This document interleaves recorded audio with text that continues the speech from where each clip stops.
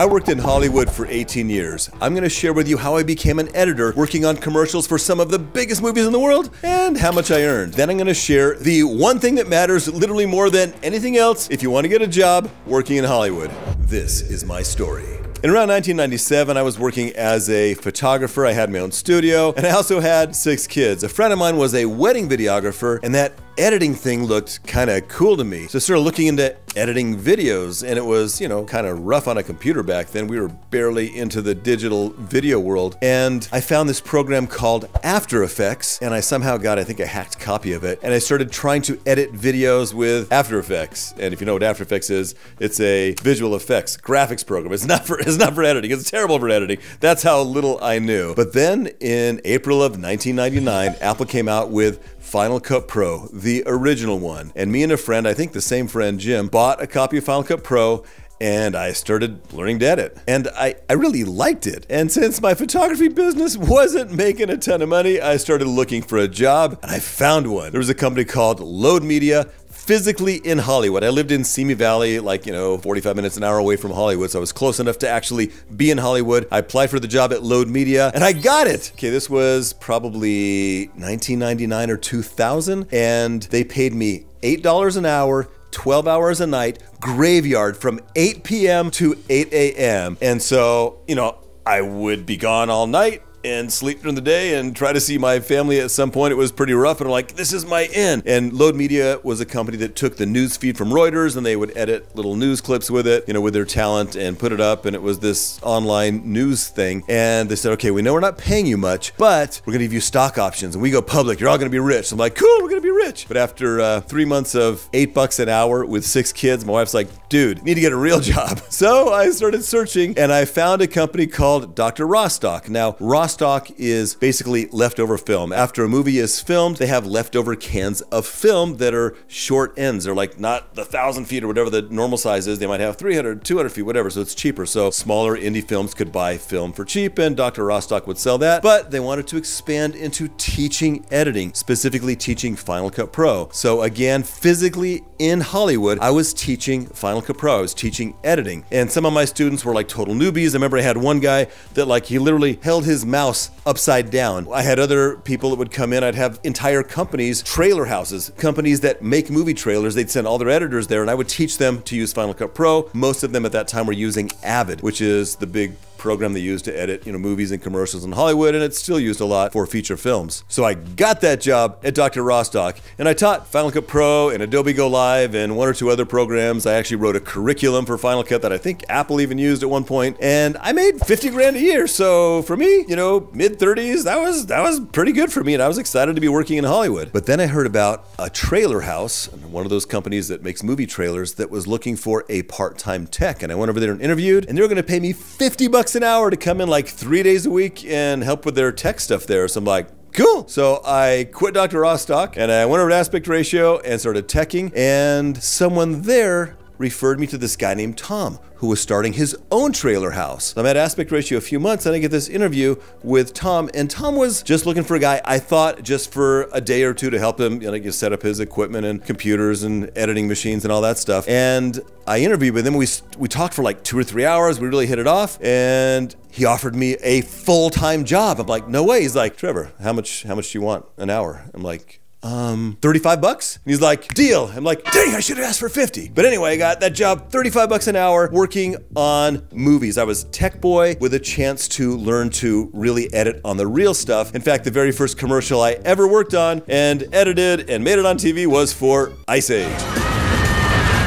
The temperature's heading down. I'm not going to share any more names at this point, but it was great working for Tom at that company. I worked there for several years. I worked on a bunch of movies. I helped set up a lot of tech and a beautiful office, and it was a great experience. And I eventually got up to $95,000 a year as a guy that did not have any schooling in the film industry. It's all self-taught. I've got a degree in business, which was the wrong degree for me because I'm terrible at business. Years later, one of the producers at Tom's company was going to start his own trailer house. It was a thing. They were popping up everywhere. It used to be just a few big trailer houses, and then there were all these little boutiques everywhere. So this producer starting his own company in a different city in Burbank, and he wanted me to come on and be tech boy and editor again. He offered me $135,000 a year. I'm like, no way. And 6% pay increase every year, and that goes up really fast. So I was like, yeah, and I go to Tom, he's like, I'll match it. Like, no, this guy's gonna have bigger movies. I'm going over there, new opportunity. The way you get big pay increases in Hollywood is by changing companies. They need to entice you over. So keep that in mind if you ever do get a job in Hollywood. If you stay at the same place for 20 years,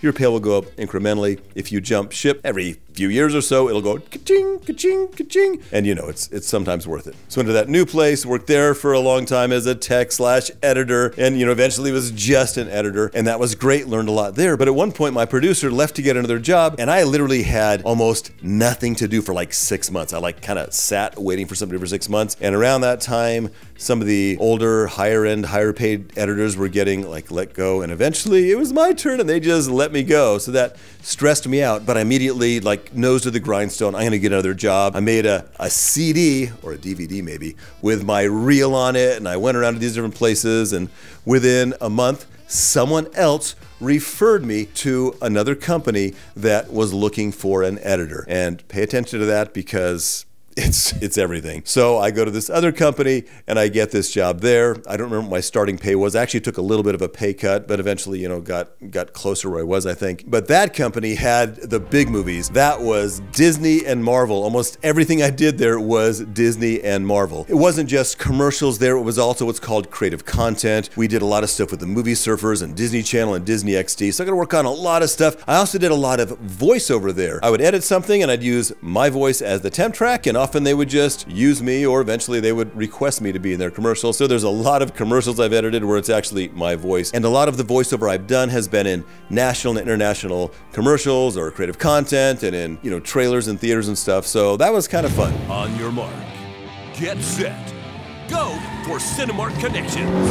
A bunch of that stuff can be found on my old voiceover channel, Trevor Jones VO. The more recent stuff's not there because at one point Marvel and Disney locked down and we couldn't get a copy of the stuff we worked on just because of, fear of theft and all that junk. But I got a bunch of my stuff on there if you want to check it out. I stayed at that last place for about 8 years, but eventually it started to slow down a little there, and I was evicted from Hollywood, canned. I still don't know if I was fired or laid off, but they did give me a couple months of severance, and it was all super friendly. I still love everyone there, and I'm in contact with a bunch of my old editor friends still. And even though I was friendly with everyone there, because it's such a security thing, I remember, this is just a quick story, the accounting lady walks into my office and says, so-and-so and so-and-so, the president and VP want to see you in this other office, and they take me to this office that wasn't theirs, and they tell me, and the president's like, dude, I was so sad last night, I couldn't sleep. They didn't want to tell me, they just kind of something they had to do at the time. And I kind of felt bad for him for having to tell me, but on the inside, I was super nervous that I was canned again, but I was also kind of giddy because my wife had been working in real estate and I wanted to join her and sell houses and stuff and, try to make even more money. And so anyway, that's another story I can share in another video. If you're interested, just post in the comments. You want to know how I went from editor in Hollywood to YouTuber besides the getting fired part. There's a bunch of stuff in between. By the way, my best year in Hollywood, I made about $175,000 plus like 20 or 25 grand in voiceover. I got paid a little bit more for the voiceover. So I had about a $200,000 a year in Hollywood this one time. But here on YouTube, I don't make nearly that, but I moved from California, so can survive on considerably less out here. Before I tell you the number one thing that matters, and there's been clues dropped in this video, if you want to get a job in Hollywood as an editor or as anything for that matter, you need to know that I don't edit my videos anymore almost ever. I just don't have time to get 2 videos out a week to plan them and script it and film and all that stuff. I just don't have time. So I send all my editing off to Editing Machine, editingmachine.com. Those guys are freaking incredible. Now, well, for the first many years I was making YouTube videos, I thought, I have to edit all my videos. I'm an editor. Nobody can edit my stuff like me. My heart and soul goes into these videos, and as I'm editing, I'm adding things and changing things, and it just wouldn't be possible to have somebody else edit as well as me. Well, guess what? Editing Machine, they started editing on my travel channel, last year, and now they edit almost all of my videos, and they are freaking great. Like, I just got one back literally today, just a couple hours ago. I watched it to approve it. Usually I'll watch it and make changes if I need to, and then they'll send me another version, and 2 or 3 versions, it's all perfect. But now they've been doing it so long, like this last video they just made, I just V1, that's what you say in Hollywood, V1, V2, V3, version 1, 2, 3, V1, done. It's uploaded to YouTube. It's gonna go live tomorrow. In fact, you've probably already watched it because I'm filming this after. So if you're at that stage in your business where you're ready to level up like all businesses do, you'll learn to delegate, hit up editingmachine.com and they'll take care of you. Now, the most important part of this video, if you want to get a job as an editor, the number one thing that matters to get a job in Hollywood or in the entertainment industry at all is Take a guess. Pause the video and guess what you think in the comments below. Then I'm going to tell you. It is, as the cliche goes, it's who you know. Every single job I got after Dr. Rostock was because I was nice to somebody liked me, and I got a referral. That's how you get a job in Hollywood. You might think, but what if you don't live in Hollywood? Well, it's going to be tough if you don't live in a major city where there's a lot of filming going on. You could live in Hollywood or New York or in Georgia. There's a lot of film production happening. So you kind of got to live where the movie making is happening if you want to work in the movie industry. And if you're younger and you're starting your career and you want to pursue a career in filmmaking one way or another, I would suggest going to a real film school where there are people leaving that school. They're going to get jobs at the big production studios because you never know which one of them is going to get a job at Disney and know you and want to hire you because you were this great guy. So A, go to film school. I got lucky, I didn't, but it is possible if you don't go to film school, but go to film school, and then you want to be the go-to guy, the one that everybody likes and loves because you helped them on their independent film, you edited for them, you stayed up late, you worked weekends with them, you were the go-to guy that everybody knows and loves. So when it's time to start getting jobs in the real world, you're the guy they think of. Seems like common sense, but be kind to everyone. Who you know gets you the job. Your skill set keeps you the job.